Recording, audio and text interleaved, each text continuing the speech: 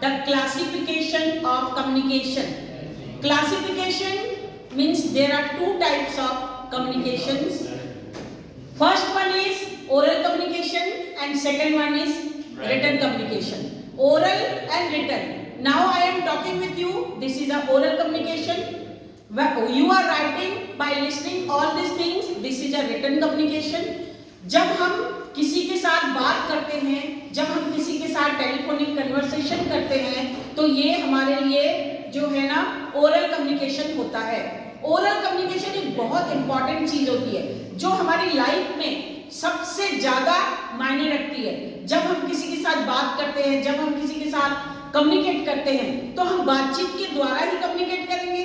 तो कम्युनिकेशन जो होता है ना, ओरल कम्युनिकेशन हमको बहुत तरीके से हमको देखने को मिलता है। जैसे कि हम फेस टू फेस कम्युनिकेट करते हैं, जब हम अभी मैं जैसे आप लोगों के साथ कम्युनिकेट कर रही हूँ, this is a face to face communication.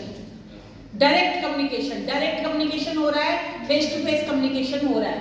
तो फेस टू फेस कम्युनिकेशन के बाद जब हम किसी फ्रेंड से, पेरेंट्स से, टीचर से, किसी के साथ भी हम मोबाइल पे बात करते हैं, टेलीफोन से बात करते हैं, तो this is called telephonic conversation. This is also oral communication. Oral बोल रहे हैं, बोलकर ही जो चीज जिसमें शब्द होते हैं, जो शब्द होते हैं, वो शब्द जो होते हैं वो ओरल कम्युनिकेशन कहलाते हैं। तो टेलीफोनिक कन्वर्सेशन ओरल कम्युनिकेशन है। जब हम प्रेजेंटेशन देते हैं, किसी कोई भी चीज का हम प्रेजेंटेशन तैयार किया, हमने बहुत सारे प्रोजेक्ट बनाए, सब कुछ किए, लेकिन हम उस चीज को जब हम प्रेजेंट करते हैं, फेस टू फेस प्रेजेंट करते हैं, उसमें शब्द होते हैं, अपना वर्बल कम्युनिकेशन जो हम पहले भी पढ़ चुके हैं, वो प्रेजेंटेशन में हमको verbal and non verbal both डालते हैं। लेकिन वर्बल जिसमें शब्द होते हैं, जिसमें सेंटेंस होते हैं, जिसमें वाक्य होते हैं, वो प्रेजेंटेशन जो होता है वो ओरल कम्युनिकेशन के द्वारा बेस्ट होता है। उसके बाद हम जो स्पीच देते हैं, जैसे मैं अभी आप लोगों को पढ़ा रही हूँ, स्पीच दे रही हूँ, लेक्चर दे रही हूँ, ये स्पीच जो होता है ये ओरल प्रेजेंटेशन कहलाता है।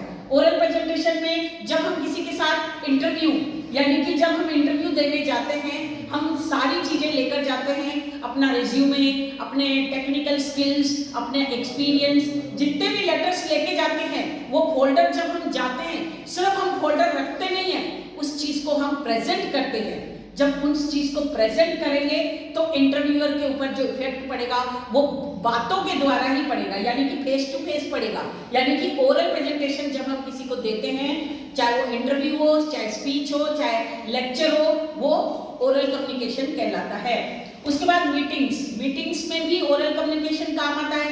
अगर आप किसी कंपनी के बॉस हो, आप कंपनी के अंडर में, आपके अंडर में 4 या 5 एम्प्लॉइज काम करते हैं, आप लीडर हो, तो उस लीडर को मीटिंग लेनी पड़ती है। टाइम टू टाइम मीटिंग के द्वारा आप ओरल किसी के साथ कम्युनिकेट करोगे। अगर मीटिंग लोगे तो उनको अपने अपने इंस्ट्रक्शन बताओगे, उनको अपने टारगेट बताओगे, उनको सारी चीजें आप पॉइंट टू पॉइंट बताओगे, समझाओगे कि आपको आज ये करना है। तो वो कैसे करोगे? मीटिंग में करोगे। तो मीटिंग में कैसे करोगे? लिखकर तो कर नहीं सकते, बोलकर ही करना पड़ता है। तो हम बोलकर जब हम करते हैं, वो सारी चीजें हमारी ओरल कम्युनिकेशन कहलाता है। Face to face, telephonic, presentation, speech, interview and meetings, all this are the oral communication of your subject. The oral communication is a very important topic for the communication. It will be come in your examination, which is very important questions. Whatever it may be 5 number marks, 7 number or 10 number marks, you should have to explain all these things very minutely. Okay, then come to the written communication.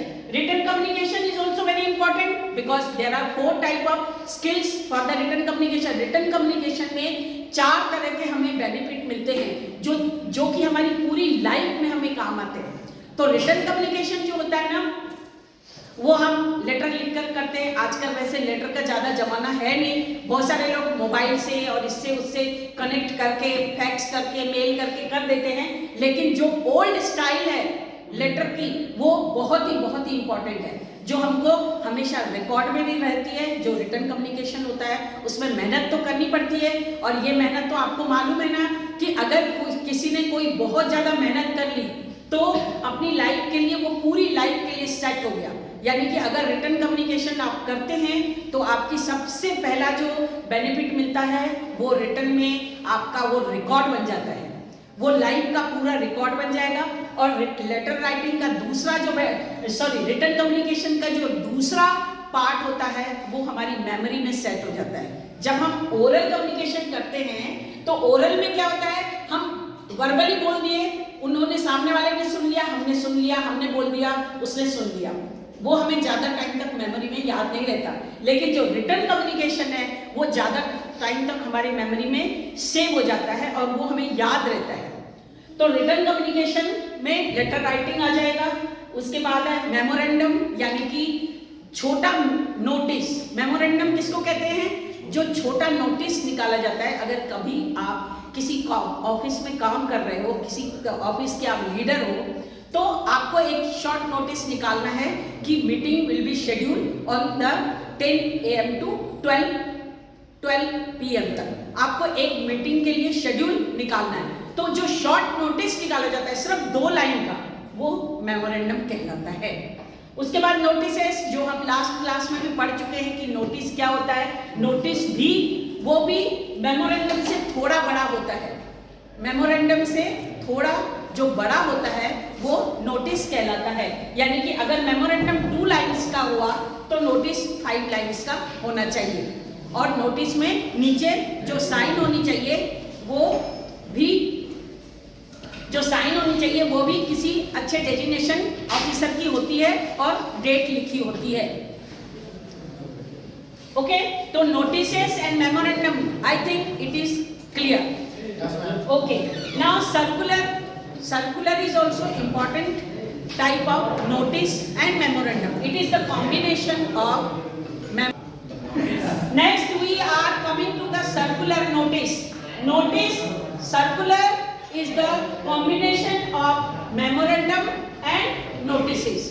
एक circular निकालिए कि जल्दी से जल्दी लोगों को auditorium में पहुंचना है।